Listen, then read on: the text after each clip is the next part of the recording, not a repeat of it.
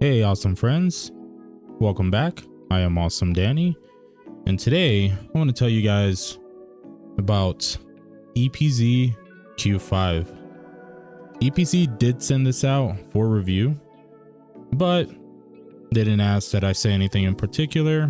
All opinions here are my own and Sunny's, wherever the hell he is. So EPZ Q5. Well, before we get into that, this video is unfortunately for subscribers only. So if you're not subscribed, you will not be able to watch the rest of the video. So go ahead, subscribe. All right, you got me. If the video just keeps playing, there's nothing I can do. But whether you're subscribed or not, enjoy. So Q5, it is a single dynamic driver, ceramic driver. I would consider it a budget set because the list price is $76.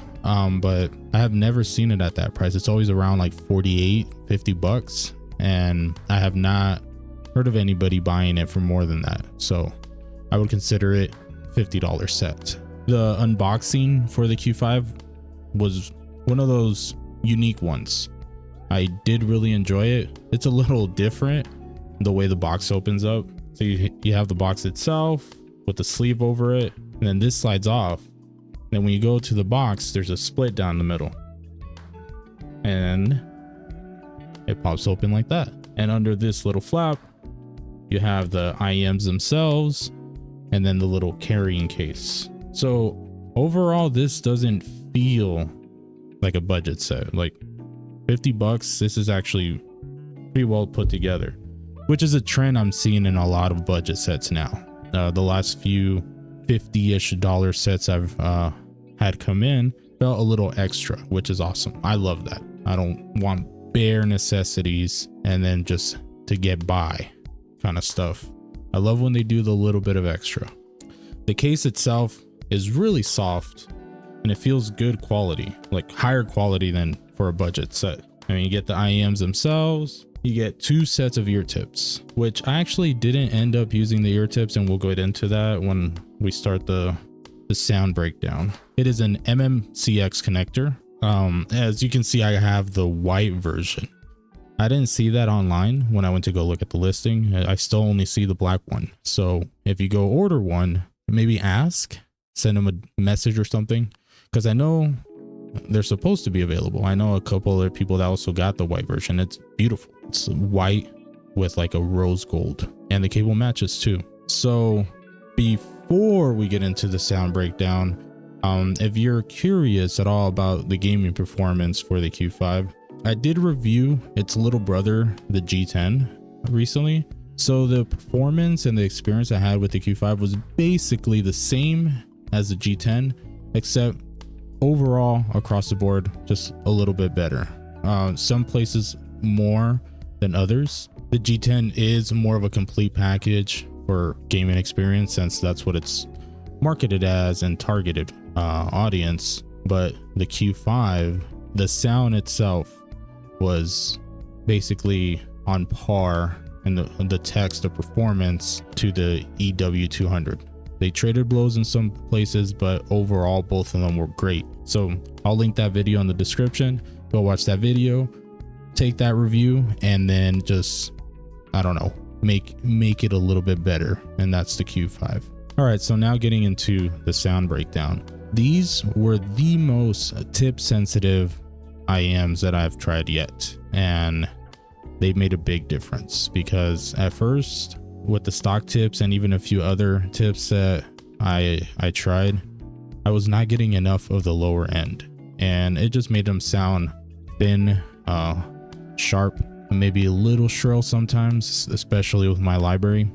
Like they still had, you know, the high clarity, the details, and I was impressed. And I usually like, you know, leaner sets, but I was like, these were recommended by a couple of friends based on their bass performance, and I'm not getting that. I'm not getting the quantity. There was quality there, but I'm not getting almost any quantity. So I was just like, I don't know, maybe it's a dud, maybe I got a bad unit, but no, it was just, I guess the way the shell is, it's just with my ears, this might vary with you guys, but stock tips, I was not getting that bass performance, and I'm glad I tip rolled, found the right set. I ended up using the KB Ear 07 tips. The Zelastic, what is it, Sednafit Zelastic tips, those work very well too, but they're very expensive. So I was just like, I'm not gonna recommend these tips right off the bat. It's just more like I tried them because I have them on hand. But KB Ear 07s, great, perfect. So now going forward, the review is going to be based on my experience with the KB Ear 07 ear tips. So Q5 bass has a solid impact.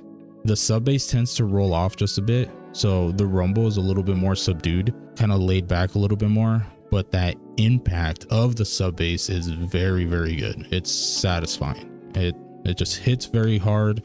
It's clean. That's one thing overall, and I'll go over the overall sound signature, but it's just, it sets very high clarity.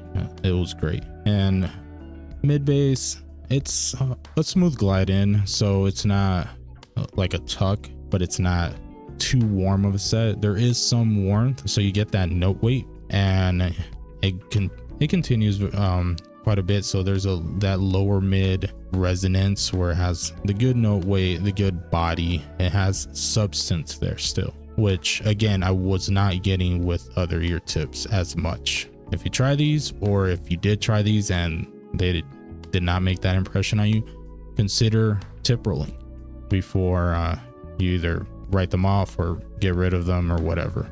Because again, I was in the same boat, but it was a different story once I found the right tips. So again, mid, good clarity. There's a lot of space here, like not expansive. It's not like gonna wow you and like feel like it's a huge sound stage and there's a lot of room, but it is on the roomier side of average. So there's good separation and good imaging, and that helps also. There's plenty of space in between instruments, vocals. Female vocals a little bit more forward.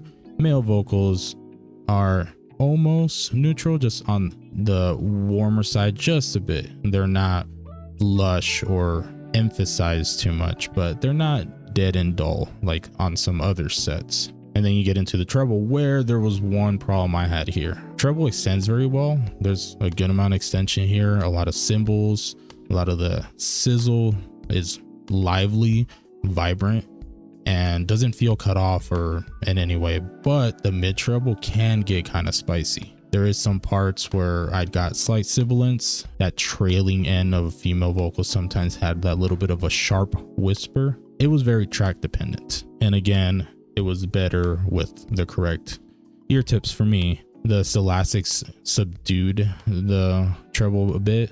Maybe you can try some foams. I did not try foams because I don't like foam ear tips, but that's also an option. The treble presentation here, I feel like it's a big contributor to the clarity. So treble can be fatiguing, maybe, depending on the tracks. With K-pop, you know, my usual genre, some tracks were a little spicy, too much sizzle, and I could definitely see how some people could find that fatiguing or even too piercing. For me, it was okay, but again, better once I found the correct ear tips. So text overall, very solid. And I mean, very solid for the IM, but if you consider the price, these are way above average. This thing punches above its price bracket by a good margin. It's comfortably above any of the other $50 options, and even maybe a lot of the $100 options I've tried. It's just that, in my opinion, that good. So again, like I mentioned, it's a very high clarity set. Music is very clean, concise, high res, and with the good imaging separation, it just makes it even feel even more defined, even more detailed. And then along with, you know, it gives it more of a separated feeling, nice roomy stage, good amount of air. It's not like super airy, but there is good extension, gives it that good amount of air. And then the bass being so present, impactful, but you know, still clean, doesn't muddy up anything, and that helps again with the clarity. That's the one word that comes to mind whenever I listen to this set. It's just clarity, amazing clarity. So that gives the overall sound signature a very crisp and vibrant sound signature. The characteristics are just, again, very clean, concise, but overall sometimes can feel a little stiff in its presentation. So more rigid, even though it's just so well defined. So I tend to enjoy that kind of stuff. Some people might find it maybe a little too sharp and they want a little bit more of a mellow, laid back approach. This thing played orchestral very well. Any type of acoustic stuff, it played very well too. There's a lot of life in the strings. It's very vibrant, but again, high energy stuff, it added a little bit more energy, might be too much. And then stuff that maybe not supposed to have too much energy, it might just be not mellow enough for. And then just to compare to other sets, I actually tried, other $50 sets. I have quite a few on hand right now, but it's not even close. This set, just sound quality alone, is a good amount above its peers. So if you want something that is definitely going to wow you, because I've been through, I think, 100 sets at this point, maybe even more than that in just this year alone, and Q5 came along and it was still impressive to me, like compared to anything. So not even considering within price bracket, I could appreciate this set for what it is and for what it does, and then it just makes it even more impressive when you consider the price. Good job, EPZ. I don't know how you guys do it, but I mean, G10 was pretty good, solid for the price. Q5 is amazing for the price, great value. I do feel like a lot of people could appreciate this set. I suggest you demo it, but Q5, it's really good. I was gonna give this away, but I'm gonna keep it. I was gonna do a raffle, but I am keeping this one. I'll probably do a couple more raffles coming up, and then we also have the ear tip cases that are going to be raffled off soon. Make sure you guys subscribe, like the video, stay tuned for more content, and that's it. I am Awesome Danny. Until next time, you stay awesome, friends. Bye.